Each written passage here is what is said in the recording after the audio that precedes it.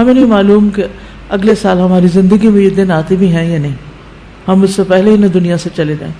اس لیے بہت ضروری ہے کہ ان 10 دنوں کی پلاننگ کریں کہ ہم نے کیا کیا کرنا ہے. صرف وہ کام کافی نہیں جو ہم ہر روز نیکی کے کام کرتے رہتے ہیں، مثلا جو روٹین میں نوافل پڑھ رہے ہیں یا صدقہ خیرات کر رہے ہیں، یا اور نہیں، مزید بھی کرنا ہے. صحابہ ان دنوں میں انتھک محنت کیا کرتے تھے.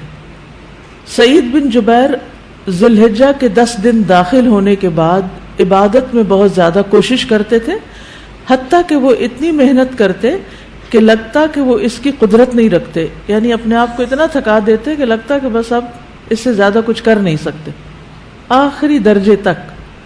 اب نیک اعمال میں سے افضل عمل جو ان دنوں کے لیے پسندیدہ ہے وہ اللہ کا ذکر ہے.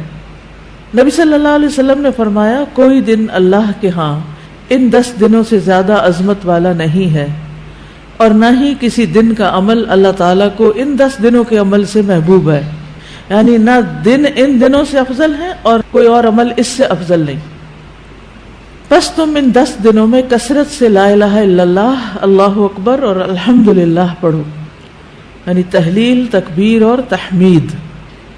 اب اس کے لیے یہ جو کلمہ نا سبحان اللہ والحمدللہ ولا الہ الا اللہ واللہ اکبر، یہ ان تینوں کلمات کا مجموعہ ہے اور اس میں سبحان اللہ کا اضافہ بھی ہے. اسی طرح اللہ اکبر لا الہ الا اللہ واللہ اکبر وللہ الحمد. ٹھیک ہے، اس میں بھی تینوں چیزیں آ جاتی، الحمد بھی آ جاتی ہے، اللہ کی حمد بھی آ جاتی ہے، اور لا الہ الا اللہ اور اللہ اکبر بھی آ جاتا ہے. صحابہ کرام جو تھے ان میں سے ابن عمر اور ابو ہریرہ رضی اللہ عنہما ان 10 دنوں میں بازار کی طرف نکل جاتے اور دونوں تکبیرات پڑھتے، یعنی مل کے بھی پڑھتے. لوگ ان کی تکبیر سن کر تکبیر کہتے، یعنی یہ پڑھتے تو جو سنتا تو وہ بھی کہنا شروع کر دیتا. تو لوگ ان کی تکبیر سنتے کا کیا مطلب ہے کہ یہ تکبیرات اونچی آواز سے پڑھ رہے ہوتے تھے. آپ دیکھیں گھروں میں اکثر لوگ گنگناتے رہتے ہیں یا کچھ، تو گھروں میں بھی تکبیرات اونچی آواز سے پڑھیے، چلتے پھرتے اونچی آواز سے پڑھیے تاکہ دوسروں کو یاد آ جائے. اونچی آواز سے پڑھنے کا مقصد اصل میں کیا ہے؟ یاد دہانی، کہ دوسرے لوگ بھی پڑھنا شروع کر دیں. پھر اسی طرح محمد بن علی جو تھے، ان صحیح بخاری میں آتا ہے کہ وہ نفل نمازوں کے بعد بھی تکبیر کہتے تھے. یعنی نفل نماز پڑھ کے، جیسے تہجد کے پڑھے یا چاشت اشراق کے پڑھے یا پھر اس کے علاوہ، تو وہ نفل پڑھ کے بھی تکبیر پڑھتے تھے. اسی طرح عورتیں بھی تکبیرات پڑھتی تھی. ابن عمر منا کے ان دنوں میں نمازوں کے بعد بستر پر، راستے میں اور دن کے تمام ہی حصوں میں تکبیر کہتے، یعنی وہ ہر موقع پہ کہتے. انہوں نے صرف نفل کے لیے خاص نہیں کیا تھا، یہ صرف بازار کے لیے نہیں بلکہ بستر پہ بھی کہتے اور راستے میں بھی اور خیمے میں بھی اور ہر جگہ. اور ان میں سے کوئی بھی آپ الفاظ پڑھ سکتے ہیں، اللہ اکبر لا الہ الا اللہ واللہ اکبر وللہ الحمد، اور اللہ اکبر وللہ الحمد، اللہ اکبر. اسی طرح اللہ اکبر کبیرہ، اللہ اکبر و اجل، اللہ اکبر وللہ الحمد. پھر اللہ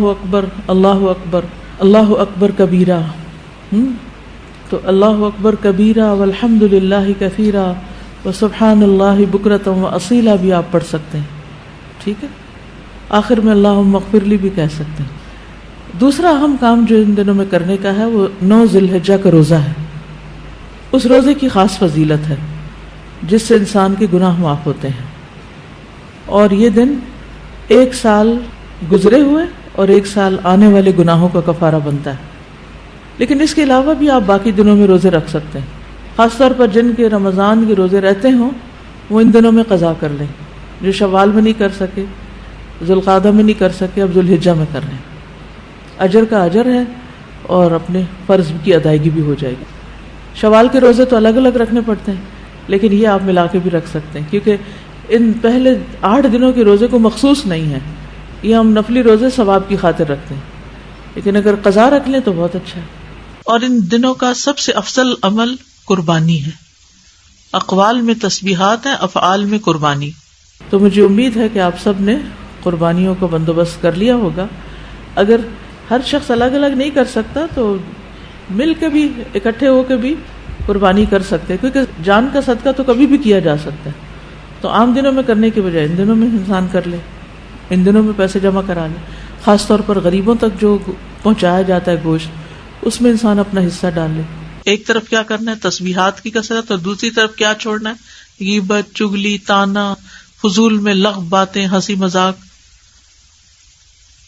اپنے شر سے دوسروں کو محفوظ رکھنا، اپنی زبان سے دوسروں کو اذیت نہیں دینا، بدگمانی، تجسس، ٹوہ نہیں لگانا، آر نہیں دلانا، نفرت و بغض نہیں کرنا، ظلم نہ کرنا، نہ ہونے دینا، کسی کو بے عزت نہیں کرنا، آر دلانا اور تانا دینے والی عادتوں کو چھوڑنا ہے. ٹانٹنگ، وہ جو عادتیں ہوتی ہیں نا، ان کو بھی چھوڑنا ہے. غصہ نافذ کرنے کی طاقت رکھنے کے باوجود اس کو چھوڑ دینا ہے. گالی گلوچ، بد زبانی، ان چیزوں سے بھی بچنا ہے. مسلمان کو ہر طرح کی اذیت دینے سے رکنا ہے. رشتہ داروں کی قطع تعلق ہی نہیں کرنی، ان کو منانا ہے. ظالم رشتہ داروں پر بھی مہربانی کرنی ہے. اپنے شر سے پڑوسیوں کو بچانا ہے.